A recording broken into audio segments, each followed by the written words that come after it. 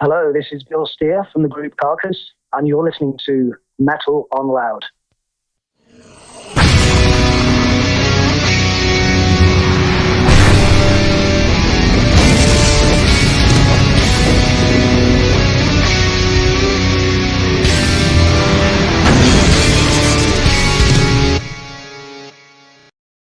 Thank you for joining the podcast. How are things in your world? Yeah, pretty good. Yeah, I really can't complain. How about you? I can't complain either. It's vacation for me and perfect weather, so all good here. Yeah, absolutely. It's pretty good. So you're getting ready to release your new album, Torn Arteries. Mm. You must be quite excited. Yeah. I mean, probably the best word I could use would be relieved, because I guess it's close to 2 years since we finished this thing, and obviously a lot longer since we started it. So, yeah, it would just be a nice feeling to put it out there and feel as if we can move forward. How have you looked at the album the last 2 years, sitting on it? Have you been replaying it, or has it just been on the shelf? Well, yeah, I mean, there was no question about changing anything because we'd completed the mixes months before the pandemic started. But for me personally, I thought the right thing to do would be not to listen to the record for a long time, just to kind of clear my head out a bit.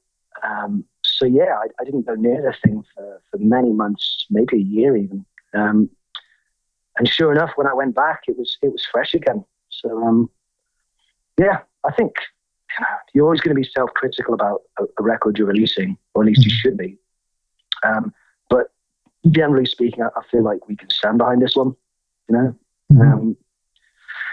We put a lot of energy and time and love into it. So yeah, regardless of how it's received, this is going to be a big moment for us. I've been listening to the album this whole week, and it blew me away. Oh wow, cool. I think it's a masterpiece. Oh, thank you. I've already saw several other sites call it one of the strongest releases of this year. Wow, cool. You didn't read that? No, I mean, I guess, yeah, I don't read much of the press these days. I mean, I'll see the occasional thing, but I just feel like it's better for your sanity, because sometimes in the past I can remember getting bent out of shape if I didn't agree with something, in a review or a piece in a magazine. And ideally, you've got to let that stuff go. You can't control it. So, yeah, it's obviously lovely when people say positive things about the stuff we're doing with the band. And I really would like this record to go down well. But equally, I'm kind of prepared for a little bit of flack because, this is a very different scenario from when we released Surgical Steel. We had a lot of goodwill coming our way back then because there was some shock value in the fact that the record was good. I think lots of people quite rightly expected it to be weak. So that's nice to get to that position, but it also means you set the bar higher for the next record. And so you can't shock people in quite the same way. I guess maybe some people might be surprised because this record's definitely a bit more varied and dynamic than the last one. There's definitely some stylistic elements that are relatively new for us. Yeah, I agree with you on that. It reminded me of the first times back in the day when I listened to the Chuck Schuldiner records of Death. It has that same feel to me. Oh, great. You're also a fan of that work, right? Yeah, all of us like the band Death very much. Yeah, I mean, it was a big one for me when I was a kid, trading tapes. The Death demos were just, they were as good as it got, as far as I was concerned. And yeah, and just, then especially those first 3 records, they definitely had an impact on this band. How did you go into the recordings of this album? You already mentioned that the bar was higher. Does that mean that you were more nervous to record this record? No, I mean, there wouldn't be nerves as such, because you have been in the studio numerous times and you have the benefit of a decent recording budget, so it doesn't have to be knocked out in like 3 days or something. Mm-hmm. All of those things are on your side. Sure, at the back of your head there is an awareness that there's a lot of work to do and it's going to be harder this time. Mm-hmm. Never mind what the audience or potential audience might think. Your standards are higher. You're going to be more self-critical. You expect more from yourself and the group. I'm hoping that's reflected in the album. I mean, that's what I hear, when I put it on. It's a band that's done a hell of a lot of touring. I mean, we did about half a decade over a good portion of the planet for the Surgical Steel record. Mm-hmm. So all those experiences are a part of this music, I would say. Would you say that it's fair to say that you're a bit of a perfectionist? Yes and no. I mean, Jeff and I both have things that we're striving to achieve or get right when we do work with this band. Mm-hmm. But then there's also some realism going on. I mean, just as a music fan myself, and the things that make albums great for me, sometimes a record can be flawed, but it's still perfect. Mm-hmm. I mean, those flaws are part of the perfection of that piece of music. So a lot of it's down to just knowing when to let go. You can keep chiseling away, trying to improve something, but if you're in tune with your gut instinct, at some point that's enough now. If the feeling is there, it's good. Yeah. The reason I ask is that because in this kind of music, there's so much going on, so many layers. Yeah, there really are. I mean, as probably many people would agree, the lengthiest part of a recording for a band this kind tends to be the rhythm guitars, because if you're stacking them, like in our case, there's usually a minimum of 4 rhythm guitars at any one time. Mm-hmm. That's just tons of work, trying to get everything to match up nicely, sit comfortably. Mm-hmm. So you've got to be quite patient. You've got to have a good ear. And also your engineer needs to be on top of it. Because sometimes when you're in, the depths of playing that stuff, you do get a bit lost. Sometimes your hearing goes, like sometimes I'm not able to quite hear the detail anymore, just from fatigue. So that's when you're really relying on your engineer to point out, whatever problems there might be. Yeah. How much of the creative process takes place in the moment itself, and how much is done beforehand, before you take your guitar in hand, in the head, so to say? Oh, for me, it would be almost entirely just from picking up the guitar. So some days you're just lucky, pick it up and a riff comes through. And if it feels good, it's kind of inspiring. And then, you spark off that, and you've kind of opened something up, and more riffs come through, more parts. And if you're lucky, you have a good chunk of music that way. Yeah. The only thing that I would do, now you mention it, I haven't thought about this before, but the one thing I would do away from the guitar sometimes is I'll be listening to music a lot, and sometimes there's a certain kind of feel in a song, a drum groove, or it's really hard to quantify, but something like that just locks in my head. And at some point I realize we could do something with that. It could be something from quite a different style of music or a different era of music. Mm-hmm. But suddenly I have a realization we can take that, adapt it, corrupt it, whatever you want to call it, mm-hmm. and just make it something else. So sometimes, I'll have a kind of drum thing in mind quite early on in a song, maybe at the very beginning. Mm-hmm. You listen to a lot of different music, right?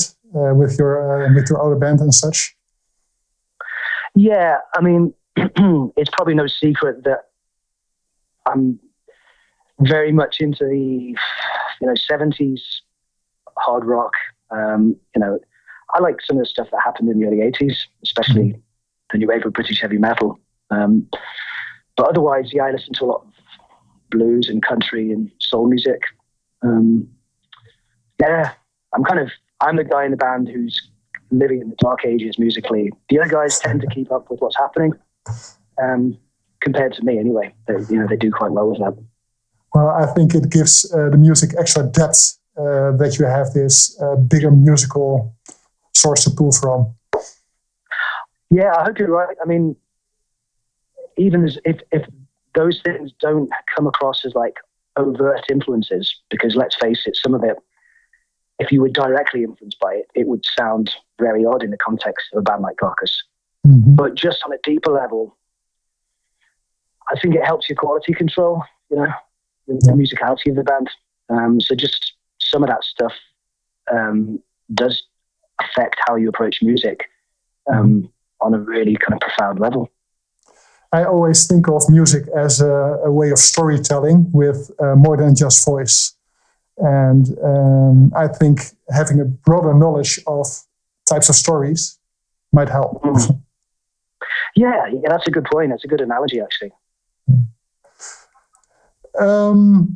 One of the songs on the new album starts with a guitar solo, and then it drops over into a different beat. And I absolutely love that intro. Oh, cool. Was that something that also came up in the process, or? No, it was just an idea I had at home. I think I'd been listening to a couple of kind of records from the thrash era. One of them was the band Etrop or Zoetrope, depending on how you want to pronounce it. Their first album. I think it was just, again, when you have that feel, it's not just in your head, it starts to kind of course through you. So when you pick up the guitar, you want some of that feeling to happen. So I think that's where that part originated. But of course, as we're not a thrash band, for me, that's just a part. That's like an intro, and it had to switch gears dramatically. So yeah, it was really fun doing that with Dan. I mean, he's so quick on the uptake. Yeah. You don't really need to explain much to him. I just played in the parts and said, like, I think you know what's going on here. And he just jumped straight into it. Yeah, it's like you just pick up your guitar and go. Yeah. Awesome. If you look at your previous album, Surgical Steel, and the album before that, Swan Song, there's a gap of 17 years between that. That's enough to grow a young adult. Yeah. How did you experience those years? Oh, yeah, I mean, working, living in different places. When I say working, I mean normal jobs, So that was a world I hadn't experienced before, because I pretty much went from school into bands, which sounds great, and it was. I was very lucky, but it doesn't really prepare you for life outside music. So this was a big lesson that I needed to learn, and for the most part, it was tremendous fun, because I had to learn very quickly, and not just things when you start a new job, learning the ropes at the place, but also finding common ground with people who don't like the same music as you, because I'd been just living in this world of, gigs and fanzines and tapes, and I didn't have much in the way of dealing with people who didn't like my type of music. I was quite introverted anyway, so I really had to develop, some kind of social skills for the first time, in my mid-20s. So yeah, I mean, that period is just a blur. I was doing music all throughout. I had my own, band on the side there, but I mean, it was very difficult to do when when you've got like a full-time job and you're doing a lot of, lengthy journeys from your flat to to the warehouse, wherever it is. It's a 17-year slice of real life there. Yeah, but I wouldn't change it for anything. You know, there were a lot of really great things that happened in that time, and I honestly didn't think the band would ever reform. So, you know, I guess it just goes to show you life can surprise you. Yeah. That it does. How much of those years do you think you brought with you into the new music? I'd say a lot, because it's probably fair to say that the richer the life you've led, the richer your music will be. I don't know. There's always exceptions to this. I know, you know, there are certain people who would be considered geniuses in history of music who really did just lock themselves away and become insanely good and create. But I think probably for most of us mere mortals in music, you need that contact with other people, and you need a whole range of experiences, and without even trying, that will seep into your music. There's some really wise quotes in that little part. With age comes wisdom, they say. Yeah. So how is the year going to look, Corona willing? There's only one date for us this year at the moment, and that's Damnation Festival in Leeds in early November. So it's only a couple of months away, and we're very hopeful that it all works out. Right now it's looking good. I don't want to get carried away, but live music is very, very slowly and cautiously coming back in this country. There's definitely been some festival stuff happening. I guess we'll just see how it works out with indoor gigs, because Damnation is in a hall. It's not outdoors. Right. But yeah, that would be a really big thing to manage to do that festival, because we've finally, you know, shaken some of the rust off, and you know, we can face another, you know, a new year. But yeah, I just don't want to assume anything right now, because we've all seen our governments perform U-turns quite drastically. Yeah, definitely, especially in the United Kingdom. Yeah, completely. Yeah. I think we've led the way with some of that. Oh yeah. One last turn back to the new album, Torn Arteries. You're releasing that with a full dinner plate set. How did you land on that idea? I honestly don't know. I think the first I heard of this was during an interview. So I don't know if it was purely the label's idea, or if Jeff had come up with this and kind of liaised with them. But I thought it sounded pretty funny. Like, it's quite a creative idea. I've not seen the thing yet, but it sounds nuts, really. Yeah, I saw the packaging and I thought, that's new. Yeah, well, hopefully. I really had to laugh at one of the comments on Facebook that, damn you, now I have to buy a whole new dinner set. That's funny. So, do you have any last words for your fans out there, our listeners? Yeah, well, just thanks for sticking with us. Yeah, I mean, we've been waiting a long time to get this record out, and yeah, I really hope it reaches some people. As for the live stuff, God, we're just dying to get back out there, as any band would be right now. So yeah, I really hope we get to return to the Netherlands sooner rather than later. Yeah, I'd love to hear this stuff live. It's, I think it's one of your best efforts to date. Great, thank you very much. Thank you very much for talking to us, and I'll see you around. Yeah, cheers. Thanks, Randy.